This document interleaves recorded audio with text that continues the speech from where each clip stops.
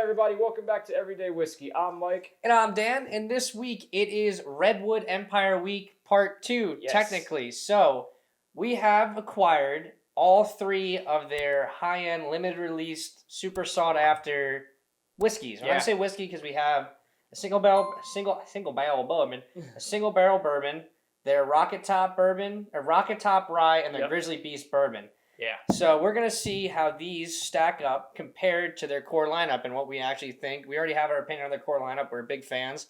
Let's see what they can do when money is not an option. Yes. And because money is not an option, that's how I got these. Because we're broke. Yeah, we're broke. Okay, so that's why we don't have the actual bottles, but the liquid's the same. So let's just go with that. We're going to do the rye last, I'm going to assume. Yeah, we can do the rye last. What's the proof on the... These are both hundreds. This is 50. Wow, that is not 50 proof. These are 100 proof. This is 106 proof. All right, so we're going to do the single barrel last. Yeah. Or no, we'll do the rye. I think we should do the rye last. Rye last, you think? So let's do the Grizzly Beast. Okay. Then the Haystack, and then we'll do the rye. Because that's the one, I don't think either of us have had the rye, correct? No. And then, obviously, this is open. I've had the Haystack. Yeah. Oh, well, that didn't work.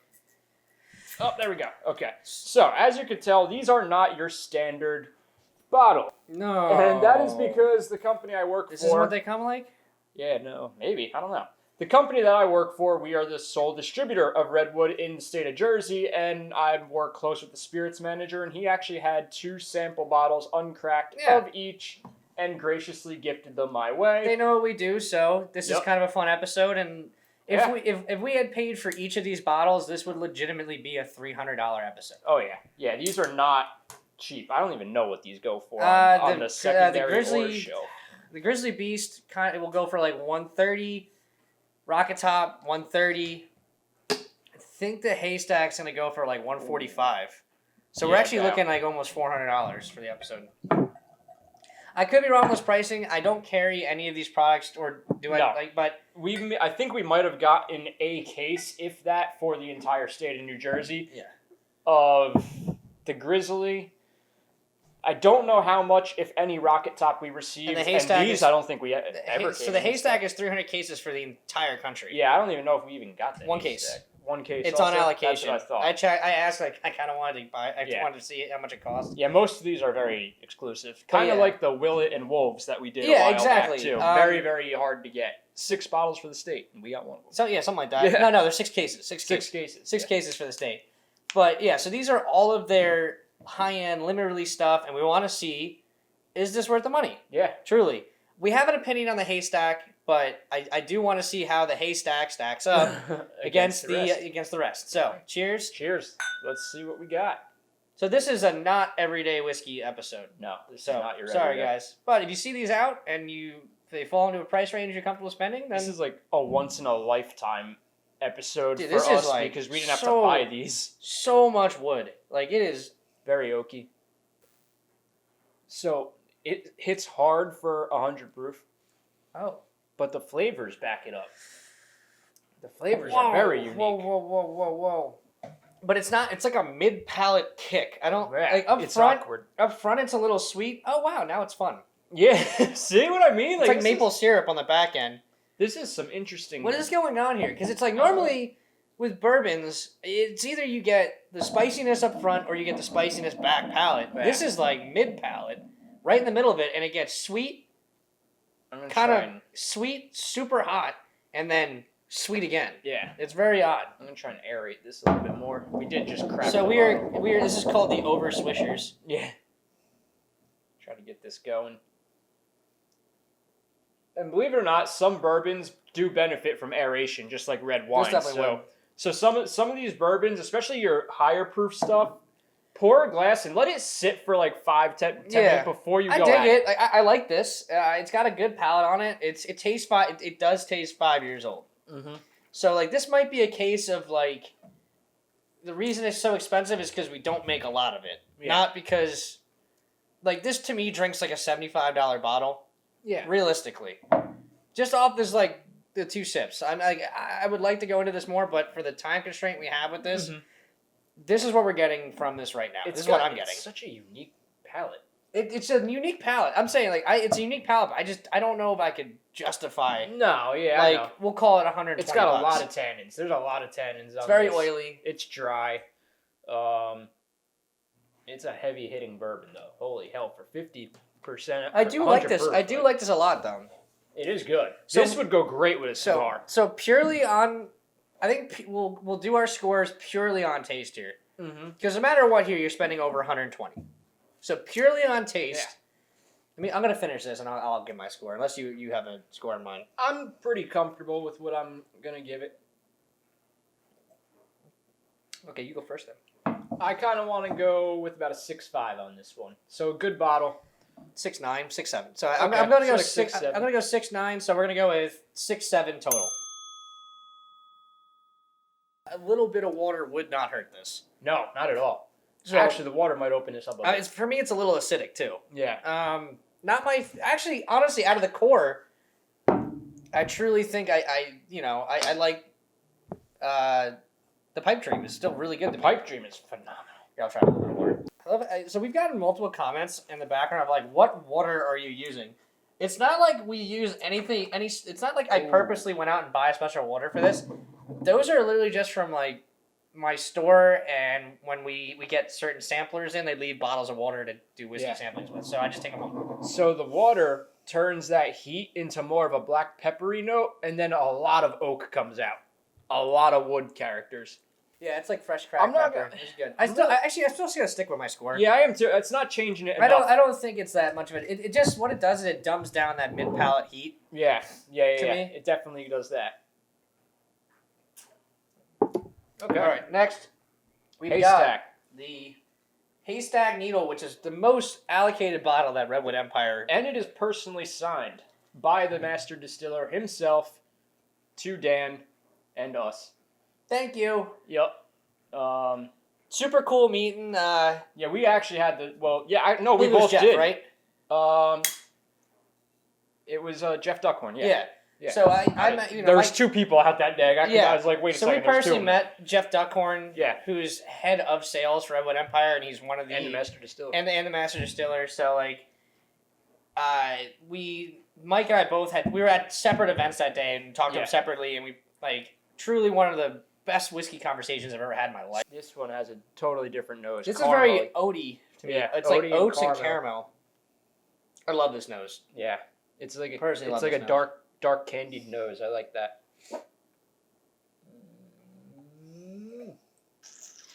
What was that noise? Oh my god, this is so good. Now again, to me, this is a more developed version of this. It's crazy. It's like weedy. Yes, it's like so weedy. This is so like good. An improved version on this, but it's also a lot of money. It still retains the same heat though. But to me, no, I don't get any heat on this. This is the whole thing. Maybe because of going from this hot of a whiskey, and there's no age statement on this, I believe, right? I don't know what the. Oh no, there is. It's 14 years old. Yeah. So yeah, sorry. Yeah. So this is a 14-year-old blended bourbon at 106 proof. Yeah, so it's only a little bit higher. I get a little bit, but it's back end. Yeah, it's not mid palate. Yeah, it doesn't come out swinging like this one does. And I truly do think this is one of those whiskeys that justifies price. Because it's balanced, it's got good flavor, it's consistent, it's got a great texture, it's light mouthfeel, so it's not overly abrasive. Ooh, I get dark candies and a little dark chocolate on the back. I get raw cocoa. A lot of dark chocolate on the back. I just realized we paid $0 for all of these. Yeah, we're not. Well, I know. Now that I'm thinking about it, these were all gifted. So this episode has no overhead besides my mortgage. Yeah, there's and my expenses for the camera and the lights and all right, no, we're gonna stop doing this now. Just sitting here, I still can get dark cocoa. It lingers. It lingers a lot. Lingers. But that's what it is. It's dark chocolate. It's spot on. Just hardcore cocoa. Dark chocolate cocoa nibs. I truly do believe that, and we've done 2 posts about this on Instagram. Yes. I truly do believe this is a product that does stand by itself, and it separates itself far from the rest of the portfolio. Definitely.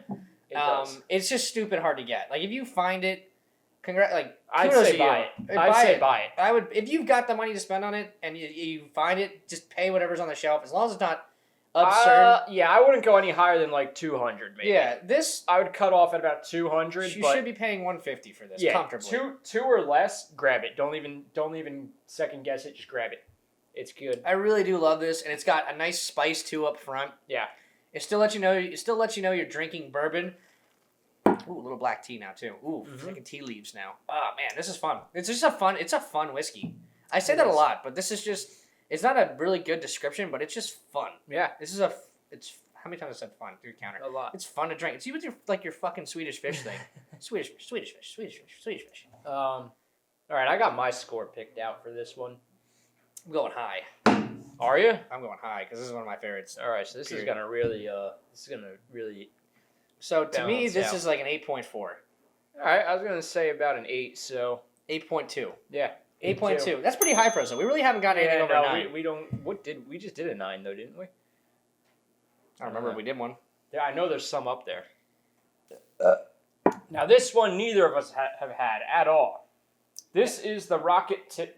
Yeah, Rocket. Power. Rocket Tip. The Rocket Top Straight Mike's Rye. starting his own condom productions. Yeah, Rocket Tip condoms. Oh, fuck, again, the thing fell. Oh, God, here we go. Oh, shit, this is a cracked thing. Cracked long top. crack. Is it Alright. cracked? It is cracked top. Oh shit, that blows. That's alright. I have a cork over here. Give me a cork.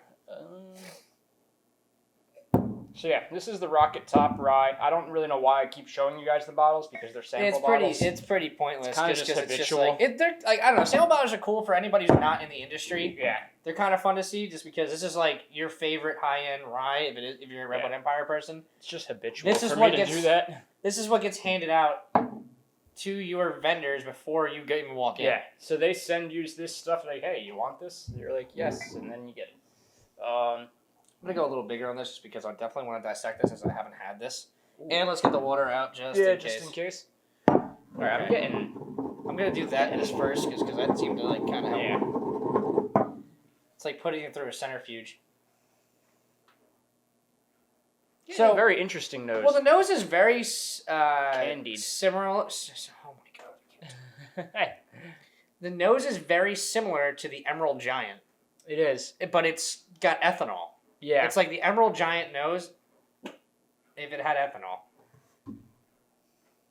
So I get like almost like a mesquite barbecue sauce kind of nose. But I'm still kind of getting that like tarragon note you get from like a lot of MGP ryes. This is not dillweed. MGP. It's This not is MGP. not MGP. It's not MGP. I know Just it's not MGP. Yeah, it's not MGP. It's just a similar nose profile. Yeah, it's a dillweed. It's like that dillweed Yeah. tarragon deal. But there's definitely ethanol here, which is like the one thing that I got there too, where it's a little overbearing. Ooh. Wow, that's actually that is not if you ever don't want to judge a whiskey by the cover, like the nose does not do this thing any justice. This is a very, very clean, crisp rye. This is very good. This This is very good. not a rye that I've Ooh. ever had. But it's got like I'm getting a little black tea. little black tea, and dare I say, a little red gummy candy in there. No, it's not. It's not that. No, I I don't get a think little Twizzlery kind All of. right. Oh, what are we gonna do? Twizzlers 85 times? It's like, No, I'm Twizzlers. No, because it's not that problem. This is like very subtle. It's not like that. Like that writer's tears. That's all you fucking taste. But I get a little like candy on here. Now I'm gonna put the water in it now, and I'm gonna incorporate that into my score. I'm gonna try a little bit. I don't know, man. I get a little bit of red fruits in there, You want some water? and I don't know why I get that. I really shouldn't on a rye, but I'm not getting fruit. It's just I'm getting black tea, like tea leaf, a little bit of herbalness. everyone's But it's palates clean. do differ, though. But it's clean though. It's Yeah. light. It's a light bodied rye at 100 proof.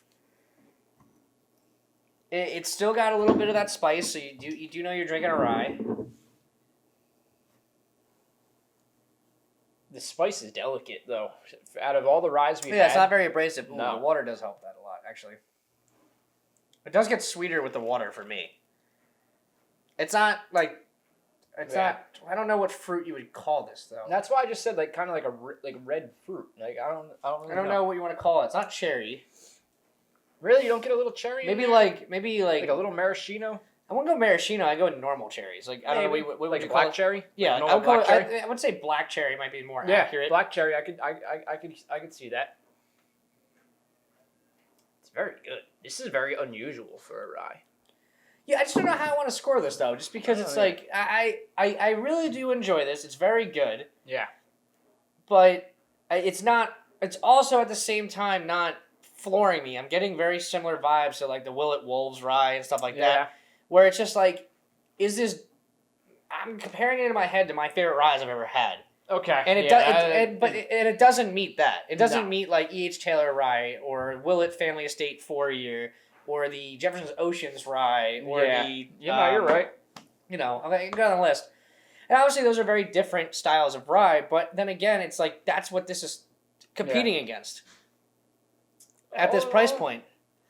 I'm comfortable at a 6.3. Wow. Okay. I'm comfortable there saying that because like ryes off the back really are not something that I'm gonna rate crazy high. Even like E.H. Taylor rye, I'm not gonna go crazy high on that because that's it's just true. I'm always gonna have a bourbon before I drink a rye. Yeah. Oh, me too. So I'm sticking in at 6.3, and I think that's fair. I'm not saying it's bad. It's not my. Let's call it a 6.5.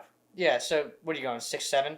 Yeah, about there. I don't know. Right. I'm like in between. It's very different. Yeah. So we'll go 6.5. We'll call it a 6.5. Even. So we had 6.5 on this. We had 6.7 on this. I believe so. And we had 8.2 on this. So the winner out of Redwood Empire's high-end releases, allocated releases, is going to be your Haystack Needle single barrel, which the fall 2021 release happened to be a 14-year blend. Yeah. Incredible bottle of whiskey. It's so good. 100% worth the money. Unique. Yeah, definitely. I